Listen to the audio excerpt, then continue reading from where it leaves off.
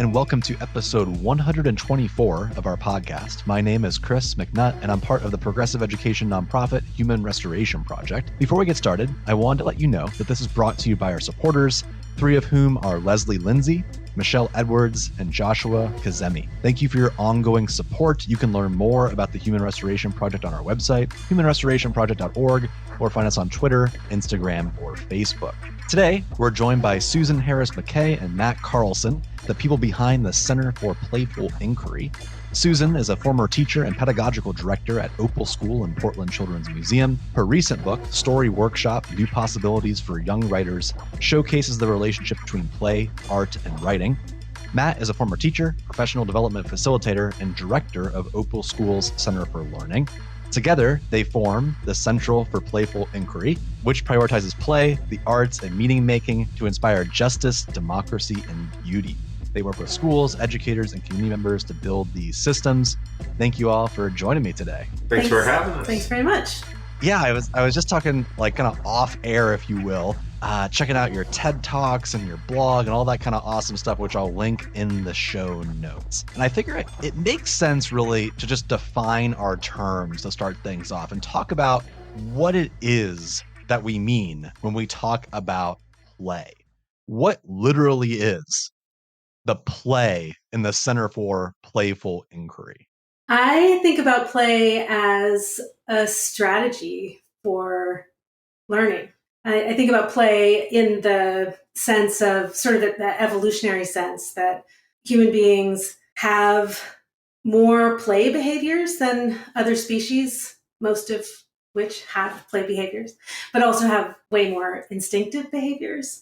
As the species with the fewest instinctive behaviors, we have the most play behaviors, right? And that's gives us the opportunity to be responsive to our environment and to tinker with things and to ask good questions and to construct and reconstruct and deconstruct things that we don't understand. It's not so much, in my mind, an activity, something that we do for fun, even though it is obviously still that, but really a thinking strategy. It seems like it's connected to fundamentally how we live our lives through any form of emotion, right? It's the things that we not only obsess over, it's just who we are as a person is very much how we navigate through life is by playing and messing with things and reimagining things and doing stuff that we find cool. I know in your TED Talk, Susan, you talk about how even though we wouldn't necessarily design for sadness and being upset is a part of the human experience, and it's part of play, which is self-evident if you've ever been around any young children. You know that they'll get around and be sad during play, but it's also part of adult play as well. To define a little bit more about play and emotion, is there a difference in play when it comes to working with young children versus older children versus adults, or is it kind of the same concept throughout? Because children and adults really see the world differently, right? Like they have a very different kind of consciousness. Alison Gopnik writes about a child's lantern consciousness. They don't see all the boundaries and dividing lines between things that adults have gotten really good at spotlighting, right? So we can turn our attention to something really specific. And one's not better or worse. In the best case scenario, the best kinds of learning environments, we honor both. Play as an attitude of kind of confidence in meeting up with things that we don't understand and valuing things that we don't yet have the answer to, and asking questions and being open and being able to consider multiple perspectives and play the game of, well, what else could it be? What else could be going on here? Is pretty universal, right? It's whether you're 3 or 43 or whatever. So there's something that is best case scenario worth preserving there. But of course, what we're playing with and the kind of stakes to whether we play or don't play change, over time. Everything that you're asking about already is like, well, we could spend six days just talking about that, which is great and fun and playful. There was something in the way that you framed your question, which was talking about the emotions of play. And I think that there is something about play and playfulness that embraces the full range of emotions, that welcomes all of that into the space. And I think in schools, when we think about barriers or approaches to play or obstacles there, we just haven't been very good in schools about welcoming all of that in. And so I think that can be a little scary for adults. Adults, I think, have more fear associated with play than young people do. It reminds me of, so recently we've been doing a lot of research into video game design, not gamification, which I think in a second here I want to ask of like, what isn't play? Because there's like some like ways that we could twist this to make it into this concept. But one thing that's fascinating about video game design is designers will look at emotion as a map where in theory you want folks to move from sadness to happiness to joy to relaxation. You want them to be constantly moving between and pinging between all these subtle small scale emotions. If you program a learning environment so that people are, for example, always relaxed or always happy, that is incredibly boring. And I think that a lot of times when we think about classroom environments, the goal, sadly, is just to make them very one note. Like, this is a calm space for someone who's 10 or 30, whoever how old they might be. After a while, that gets kind of dull, right? So, what is the relationship between then building spaces that foster play and building spaces that foster emotion? Is that the same thing? Well, I'm not sure that you could design a space that doesn't foster emotion, right? Because whatever, like we have, that's something that we don't ever walk away from. We can't leave at the door. We try to design spaces that try to do that try to encourage children, especially, to leave their, students, learners of any kind, to leave their emotions at the door so we can just focus on their heads. It's cleaner that way. It's less messy if people aren't in conflict or arguing with you about, what the right answer to something is, or that they have a different perspective or a different experience, or, like we can kind of clean that out and just focus on the, which is sort of the intent, I think, of a lot of the book banning and curriculum decisions that are being legislated in certain places in the United States right now. Try to really buckle down and control that and imagine that emotion just doesn't ever come in. But of course, that's absurd, like completely. And there's a neuroscience theory that articulates the importance of emotion to learning. We are in our most optimal state for learning when we have really high cognitive challenge and low emotional risk, but not a lack of emotion, right? If there's a lack of emotion, then we just call that boredom, and that's a terrible place to try and learn from. And we learn other things about ourselves and about what learning is, and if we are bored in school. And then there's just the idea that learning to care about something implies that you have discovered that you have emotion about it, right? That you found out that you don't like the way something is and you want it to be different. You care. It is a question of engagement. And learning just isn't very useful without all that. Yeah, I think that question of engagement, of agency, of participation is part of what I was thinking about when you framed that question that way. When you describe it as a video game designer, or a teacher for that matter, if they're trying to create something that manipulates to a single note emotion, that was the image that I had when you asked that question, that doesn't give the person who's participating in that much space to participate. They're just being manipulated. They're just being soothed and dumbed into a space. They're being manipulated. And so there's not that kind of agency and participation. And I would say that's very unplayful. They might be playing a game, but I do think that that's part of the answer to your question of when is it not play? When you're not present, it's not play. One thing I wanted to make clear from the onset, because I think this is a misnomer, and I see it across a lot of your work as well as you're talking about play, that when folks hear play and they hear school, the first thing that they think of is gamification, badges, attaching traditional content to what would be seen in like a video game or board game setting. But that's not really what you're getting at across all of your work. Your work is a lot more transformational and systems based. Can we briefly describe that, and then we'll get into some massive implications for this work? Briefly. Let's see. I think the first situation that you describe retains the assumption that adults, society, the culture, has a body of predetermined information that children need to receive, or retains the assumption that the world is known and that school is a place where you're to receive that information. You're supposed to take on that knowledge of the way the world is.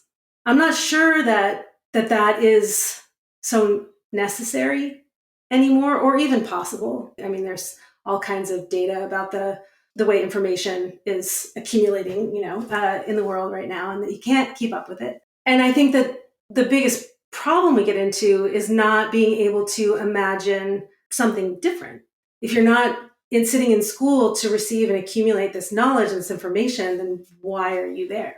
And so I think what we're talking about is changing the relationship between adults and children by taking very seriously the relationship between adulthood and childhood, and recognizing how the imagination of adulthood really gates the experiences of childhood and the long-term implications. We see those outcomes all around. And so what else could it be? What kind of relationship? What kind of attention to interdependencies? What kind of ecosystem can you build inside a classroom, which is such a great space, right? I mean, where else in the world do you get 30 people to come together every day who don't know each other otherwise, who may not have met each other otherwise, and who get to spend 6 hours together for a long period of time, and also get to go home and have a break from each other at the end of the day, right? And come back together and negotiate. Learn how to be with people that you might not have chosen to be with, that you can't understand or wouldn't understand otherwise, and practice. So what are we trying to practice? It really gets to all those questions about what's school for, what's the healthiest way to develop a stronger citizenry, right? A more productive and sustainable democracy. I think these are environments that are embracing the fact that the world as we know it is kind of broken. And so how do we practice not knowing in school, building a different kind of relationship with our neighbors, with our fellow citizens, than we can imagine right now? The classroom is just such a great potential laboratory for that kind of expression. We don't know what kind of world we could make if we focus there. What's interesting about talking about this topic, and I don't know if this comes up in when you're working with schools, I'm sure it does, is that play is the most complex, simple idea. Like, it's something that we all understand and we know what it is. Everyone does this. It's constant, right? It's part of our being. But yet, so much of this feels over-engineered to fit into traditional schooling. It's like describing to an alien species what it means to play a game. It's a thing that we do. Everybody does it. It's awkward to describe. What I hear from you is I hear about the dichotomy between something being tacked on versus something being transformational. We're not just adding play on to the existing curriculum of school. We are transforming the curriculum of school to be more focused, or in and of itself, play. In your all work at the Center for Playful Inquiry, you work with adults, schools, community members, etc., to transition into more of a play-based model. Does that mean that we're giving up old things? Like, where does that start? What does that look like to start to embrace playful inquiry? There's a lot of work around, as I think Susan was just suggesting, and as I know your work really focuses on, questions about what do we want schools to be? What are schools for?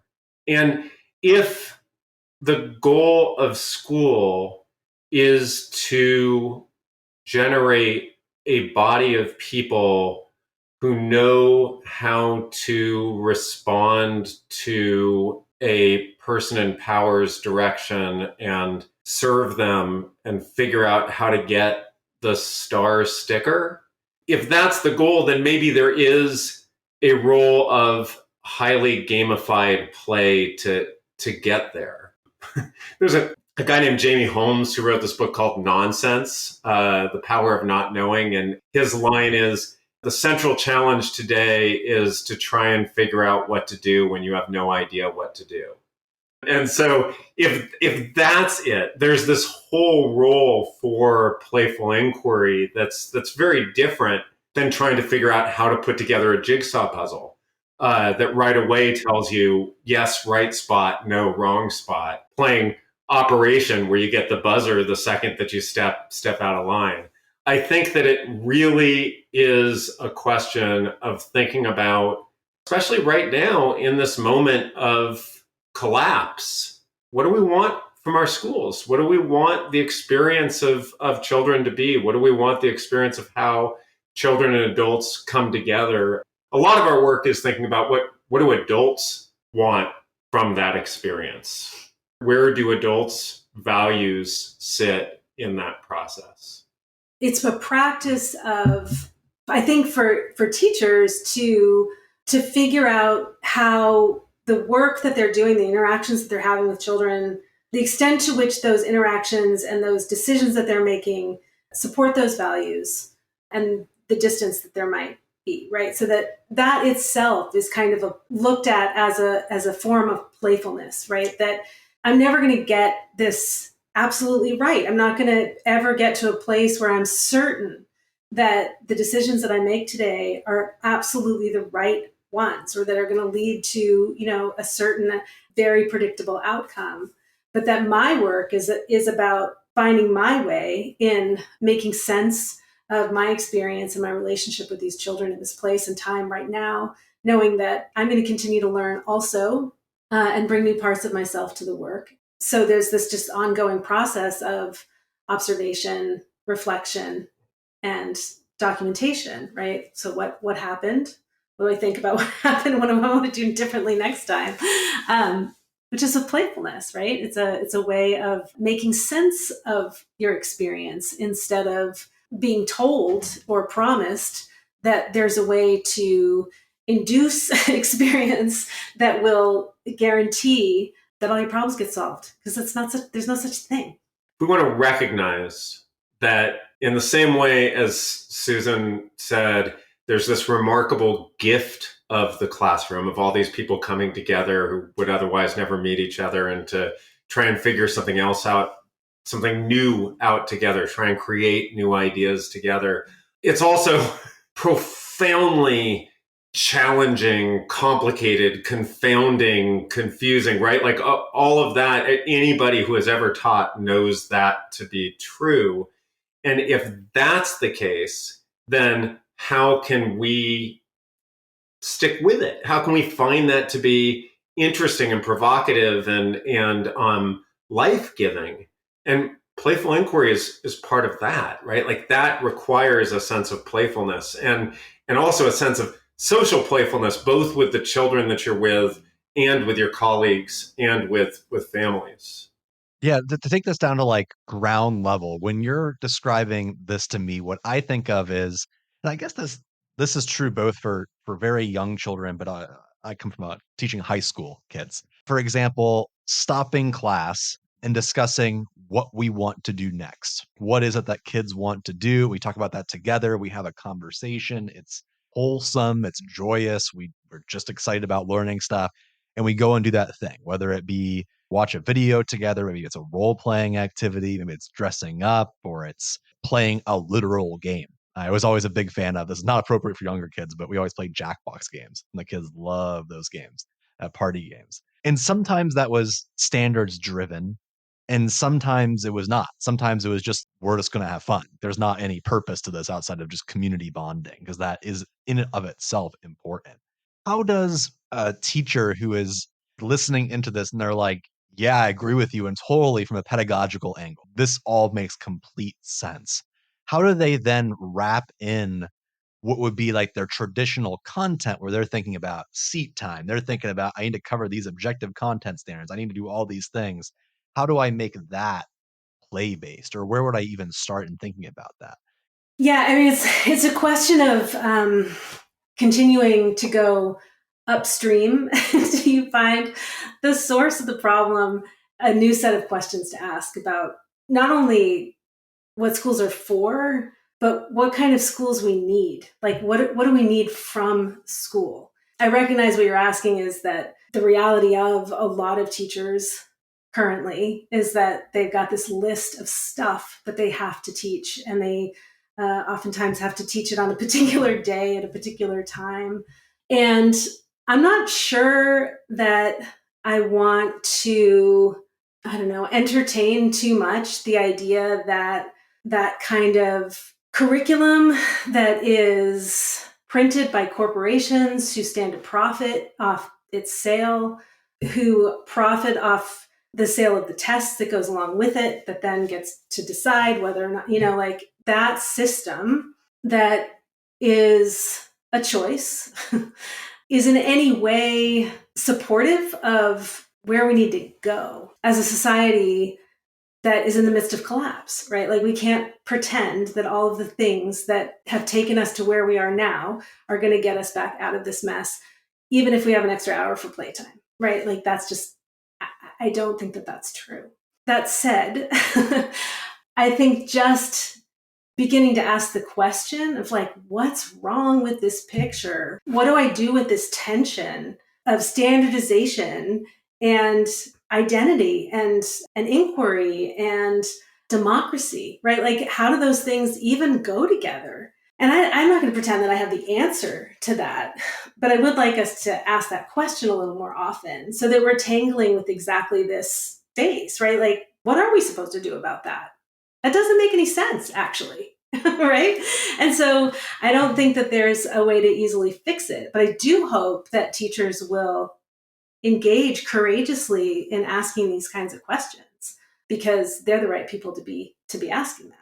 I think your question could reflect and probably does reflect this really wide field of actual contexts that people are working in. I think that people might hear the question that you're asking and say, yeah, that's me. But each one of the people who are saying, yeah, that's me, are working in wildly different settings with wildly different demands. And so first it's thinking about like what actually is going on in your space and why that and why not something else. If you're in a setting where you've been handed a timed scripted curriculum that says, here's what you need to do minute by minute, day by day, all the way through, there's just no space for play in that. I think you're right. If what you are trying to do is follow that, then I don't think that this has much to offer you other than to ask yourself, why are you saying yes to that? And who is that helping? That's kind of one extreme. And then there's other spots in that spectrum that are around, I know that there's this element of mathematical thinking that I've been told all 8-year-olds should be getting to over the course of the year. And I'm not quite sure how to make that happen. And I'm trying to figure that out.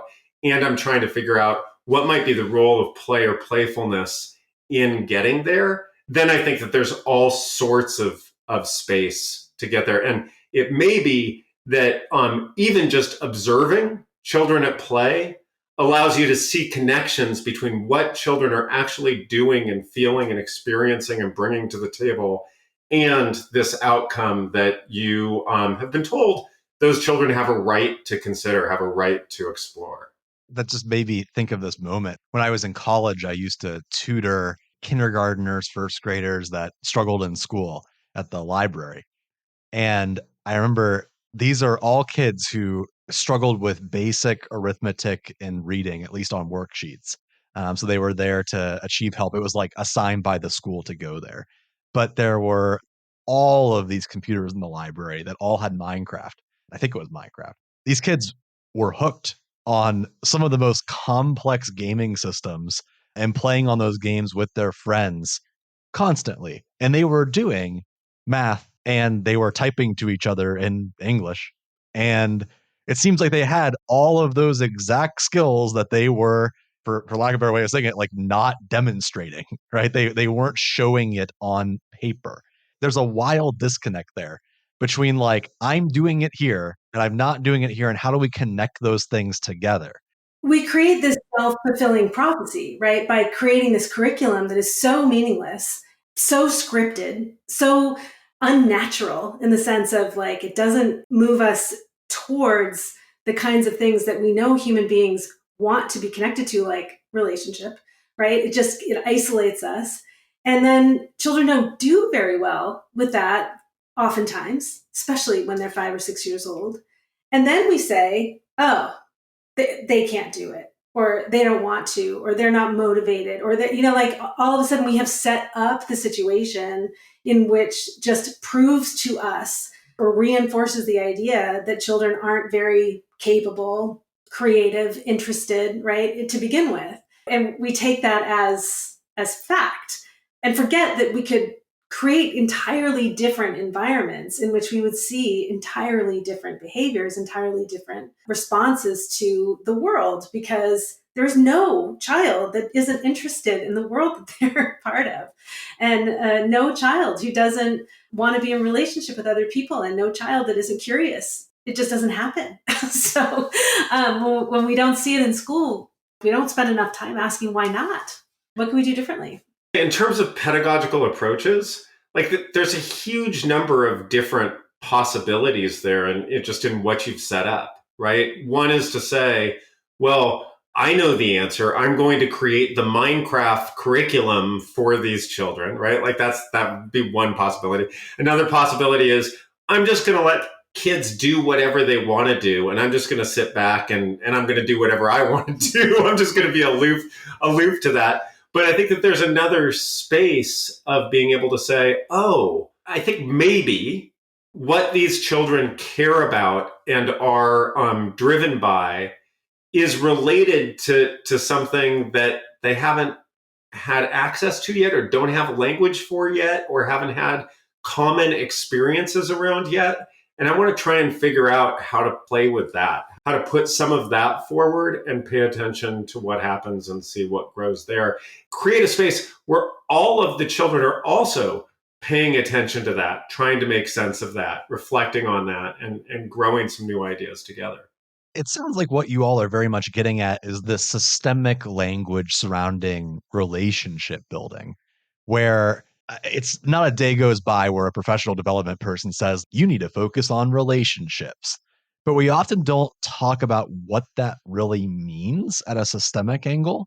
And to build relationships is very much seeing play as a different way of looking at the world. Susan, earlier, you kind of alluded to like that Freirean notion of moving away from the empty vessels of learners where they're bringing something to the table. Having relationships with young people means that you let them teach you and let them into their world, which doesn't mean that you need to invade their world with curriculum on top of what they're already doing.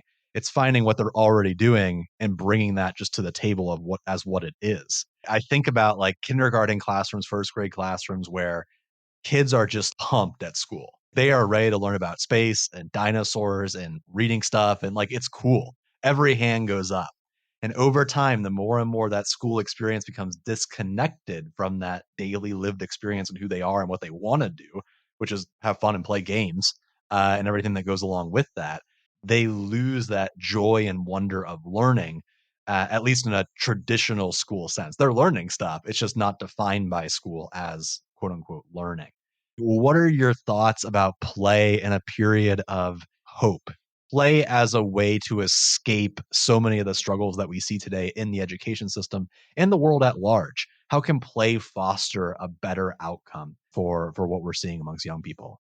We're so trained to believe that this has to be hard, unpleasant, practically like children need to be inoculated with the alphabet or something. Like, really, this is going to hurt you me more than it hurts you, whatever that saying is, right? Like, instead of recognizing that there's a lot of learning and connection and imagination and possibility and hope and trust and creativity that happens when you feel really good. Like, we don't have to be afraid of having those feelings of belonging, right? Those feelings of curiosity, those feelings of like really caring about something and making space for that.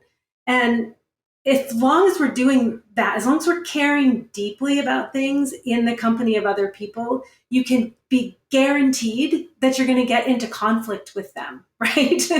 and as long as the classroom is a place where it really matters what I care about, what you care about, because we couldn't have this experience together if you weren't here and I wasn't here. It would be a completely different curriculum if you and I didn't show up one day. We matter that much to what's happening here. That's what participation really is, right? And of course, people want to learn how to write. And of course, people want to learn how to read. They have to, because they can't continue to grow and expand and find out new things and continue to be curious and argue with their friend, right? If they don't have that information and don't have increasingly, or can't be increasingly skillful in sharing, taking all the chaos that's inside every single one of us and turning it out into some organized way that we can share ourselves with other people and they can share themselves with us, right? Like, that's what learning is when it's at its best, this process of this ongoing process of taking things in and turning them back out again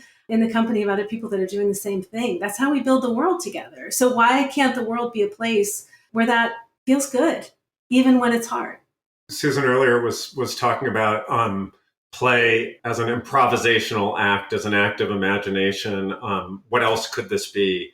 And there's something right there in terms of the definition of hope, right? That you're looking at something and imagining some kind of possibility that exists right at the edge of there, some kind of transformation that you might be a part of. And I think that stands right against, like, Dewey has that line about the real enemy in education is the humdrum, right? Like this kind of bureaucratic deadness that might exist.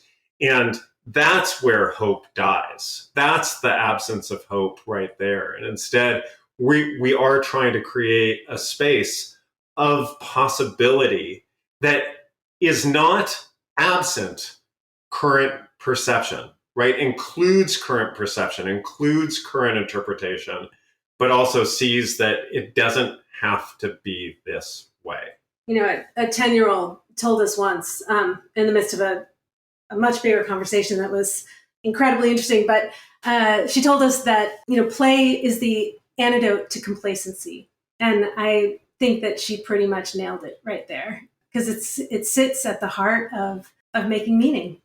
Those themes are so powerful, right? Themes of joyful struggle or imagining a better world, or recognizing that, like, the reason why it's difficult to go into the definitions of these things is that technically tomorrow we could all wake up and decide, hey, we're just going to do school this way now. And we just do it. That is possible. I think about the Graeber quote, or I'm paraphrasing, but it's something like, the utmost hidden truth of the world is that it can be changed. The idea that all of these things are constructed by people. So if we want to create playful, joyful classrooms, just go start making playful, joyful classrooms. It doesn't require a doctorate degree in education. Just go have fun with kids and talk to them about what's going on. Right. And it will feel a whole lot better than if you're not doing that, right? Like there's a specific immediate benefit there. Other really important aspects to this work, I think, beauty being one of them. Not because it's about making some kind of subjective judgment on what's beautiful or not, but because beauty is something that draws us towards each other, draws us in, right? It heightens our perceptions and our interest in the world. And beauty is something that makes us feel like we can make stuff, right? It makes us want to make things. And it gives us an opportunity to really sit in an understanding that we can make enough to go around. Beauty and justice go hand in hand. just like play and democracy go hand in hand, right? These are wholly different ways of approaching the experience of education and redesigning relationships in school that attend to complexity and to the complexity of joy, that it's not like a party. It's complicated and it's full of emotion and possibility, good news, bad news, and in between, right? It's all there. And we need it all. That's what we want as human beings. It's definitely a feel-good conversation. And I appreciate you all sharing this today, because oftentimes folks that obsess about like educational theory and research and changing schools, it naturally lends itself to a very cynical space, a very nihilistic space, because it's difficult to do this work. It's not easy, and there's a lot of forces that are kind of working against you. But when you can offer this joyous, hopeful message, you're making other people actually want to do it, as opposed to just like joining you in misery, right? So yeah, it's powerful. There's a tremendous amount of theory, and philosophy behind this, and that this is where it's led us to, is to this set of beliefs, right? And it's fueled by more than 20 years of experiences right alongside children, right? Who really have taught us that working together in this way is is the way to go. It's better. It feels good. It's fun. It's meaningful. It's hard, but it's a kind of hard that makes you want to come back again and try again the next day. Which maybe is another definition of play. Yeah. The kind of hard that makes you want to keep coming back for more. Thank you again for listening to our podcast at Human Restoration Project. I hope this conversation leaves you inspired and ready to start making change. If you enjoyed listening, please consider leaving us a review on your favorite podcast player. Plus, find a whole host of free resources, writings, and other podcasts all for free on our website, humanrestorationproject.org. Thank you.